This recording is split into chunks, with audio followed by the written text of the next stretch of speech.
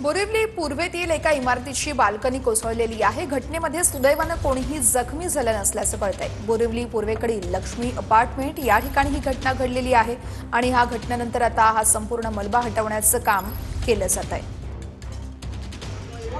बोरिवली पूर्वेतील इमारतीची बाल्कनी कोसळलेली आहे। सुदैवानं या ठिकाणी कोणतीही जीवितहानी झाली नाहीये। लक्ष्मी अपार्टमेंट या ठिकाणचा हा सगळा प्रकार आहे।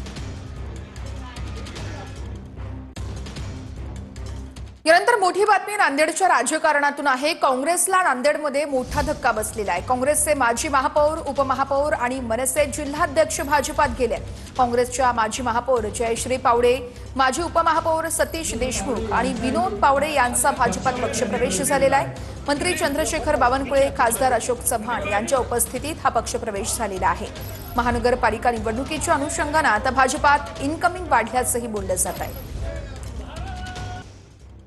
एक मोठी बातमी येते। काँग्रेसचे प्रदेशाध्यक्ष हर्षवर्धन सपकाळ यांच्या उपस्थितीत एक बैठक बोलावण्यात आली आहे। दादरमधल्या टिळक भवनात या बैठकीला सुरुवात झाली आहे। महानगरपालिका क्षेत्रातील विधानसभा प्रभारींच्या बैठकीला सध्या मुंबईतल्या दादर इथे सुरुवात झाली आहे। प्रदेशाध्यक्ष हर्षवर्धन सपकाळ यांच्या उपस्थितीत काँग्रेसची मुंबईमध्ये बैठक बोलावली गेली आहे आगामी महानगरपालिका निवडणुकांच्या पार्श्वभूमीवर।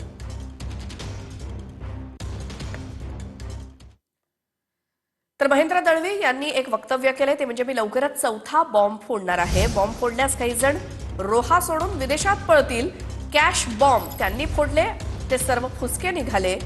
सुपारी देऊन लोकांना उभं करणं हे शोभनीय नाही, अशी टीका महेंद्र दळवी यांनी नाव न घेता सुनील तटकरेंवरती केली आहे। मी चौथा बॉम्ब असा फोडणार आहे ना की ते रोहा सोडून, मला असं वाटतं महाराष्ट्र सोडून विदेशात पलटी, एवढं नक्की आहे। पण मला शेवटी संस्कृती आहे, संस्कार आहेत, हे सगळे जतनकामी कार्यकर्ते आहे।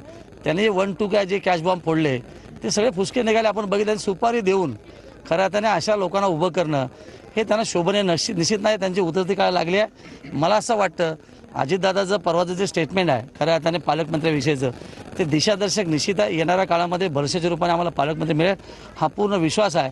आणि जो रायगडचा विकास थांबलाय तो अति गतीने विकास होईल हा आशावाद नक्की व्यक्त करतो।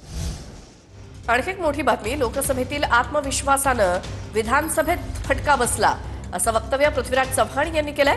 आमचे काही लोक मुख्यमंत्री पदासाठी गुडघ्याला बाशिंग लावून बसले होते, असं पृथ्वीराज चव्हाण यांचं वक्तव्य।